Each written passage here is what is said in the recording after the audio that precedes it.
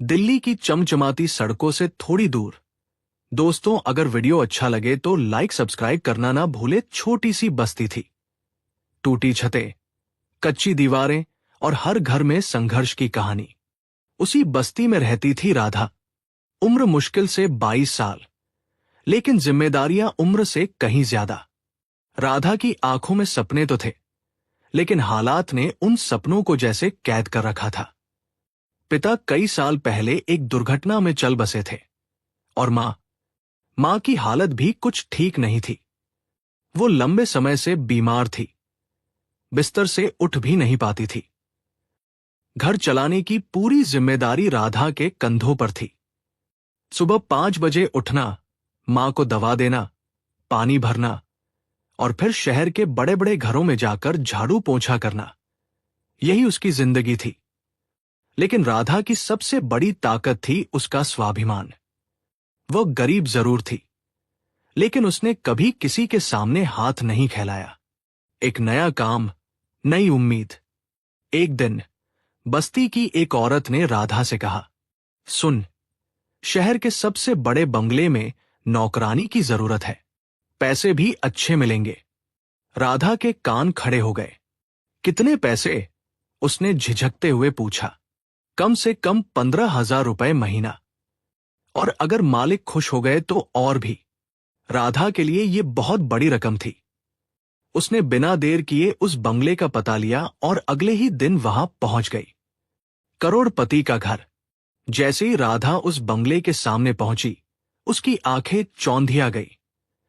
बड़ा सा गेट, अंदर हरियाली, महंगी गाड़ियां, सब कुछ किसी फिल्म जैसा लग रहा था। गेट पर खड़े गार्ड ने उसे ऊपर से नीचे तक देखा और पूछा, कहां जाना है? जी, काम के लिए आई हूं। नौकरानी का काम। गार्ड ने अंदर फोन किया और कुछ देर बाद उसे अंदर जाने दिया। राधा जैसे ही अंदर गई, उसकी नजरें हर चीज को देखकर अटक जा रही थी। चमकता फर्श, बड़े बड़े झूमर, दीवारों पर महंगी पेंटिंग्स। वो खुद को बहुत छोटा महसूस कर रही थी। पहली मुलाकात।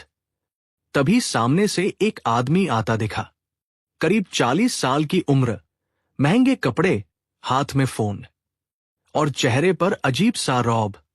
वह था विक्रम मेहता, शहर का बड़ा करोड़पति। तुम काम के लिए आई हो? उसने ठंडी आवाज में पूछा। जी साहब, राधा ने सिर झुकाते हुए कहा। विक्रम ने उसे गौर से देखा। नाम? राधा। पहले कहीं काम किया है?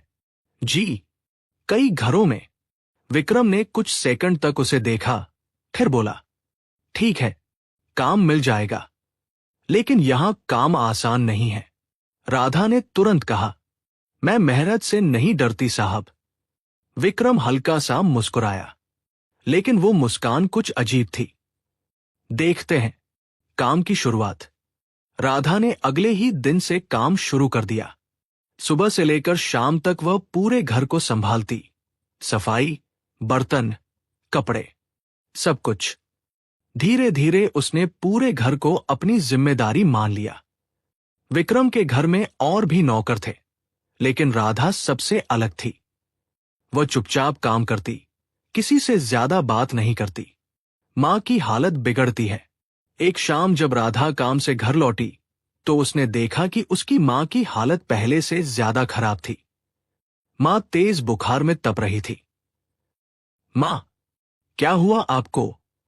राधा घबराकर बोली। मां ने कमजोर आवाज में कहा, कुछ नहीं बेटी, बस थोड़ा बुखार है। लेकिन राधा समझ गई थी कि मामला गंभीर है। अगले दिन वह मां को लेकर अस्पताल गई।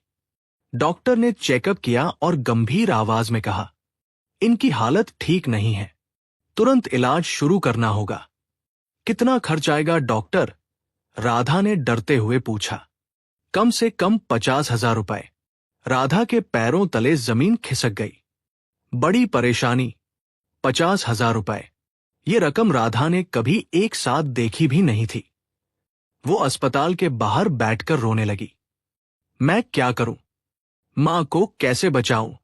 उसके पास कोई रास्ता नहीं था। एक उम्मीद, अचानक उसे विक्रम साहब का ख्याल आया।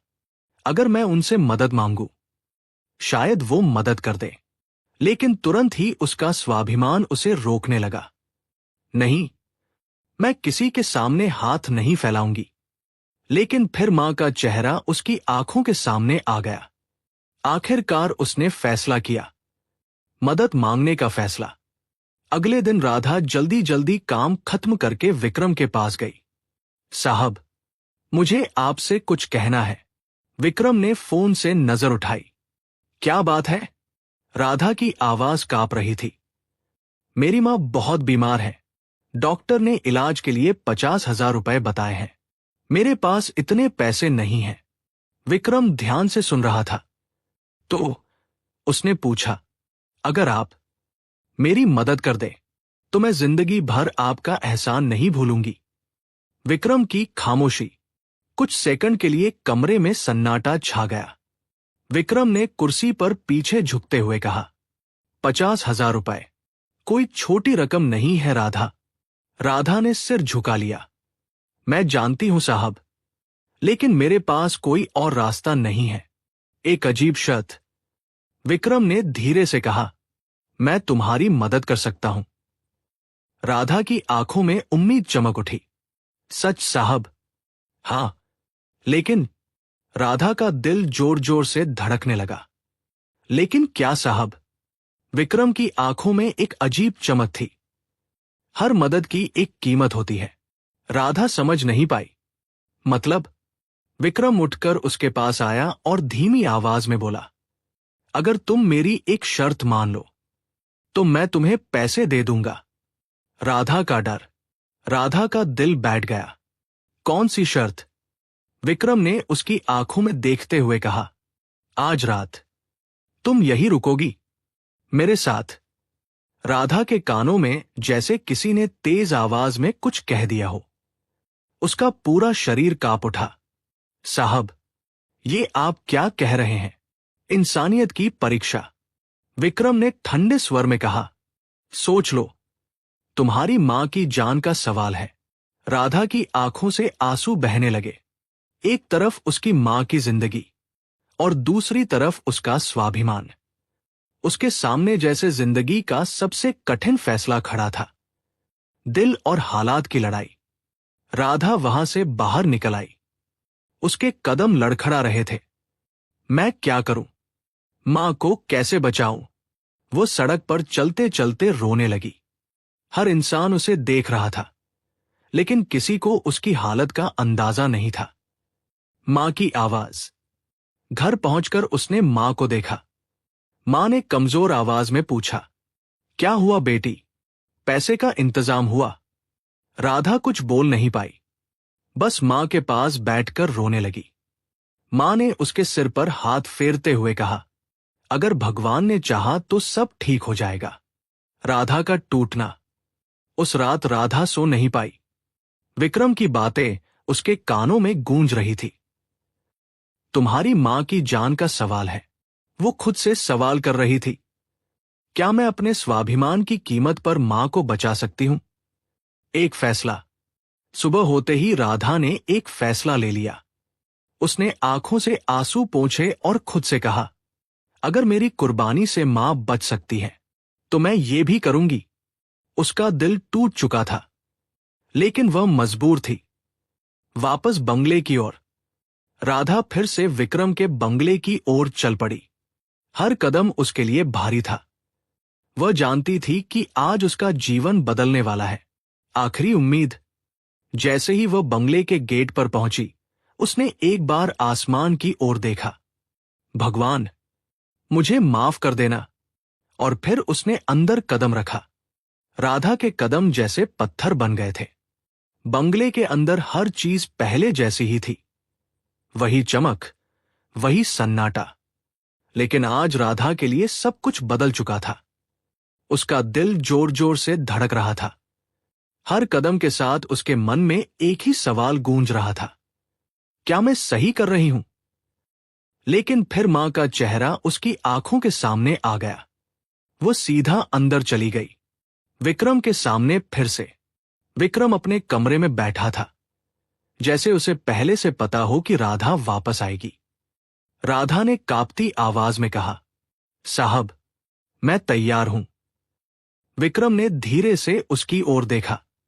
उसकी आंखों में वही अजीब सी चमक थी। मुझे पता था तुम आओगी। राधा ने नजरें झुका ली। उसके हाथ कांप रहे थे। अचानक बदला माहौल।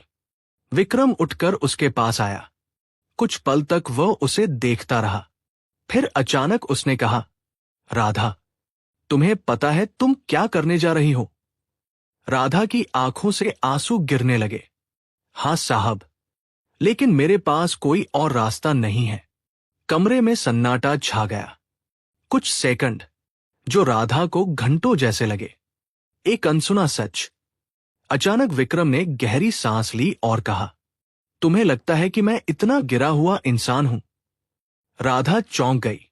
उसने सिर उठाकर पहली बार विक्रम की आंखों में देखा।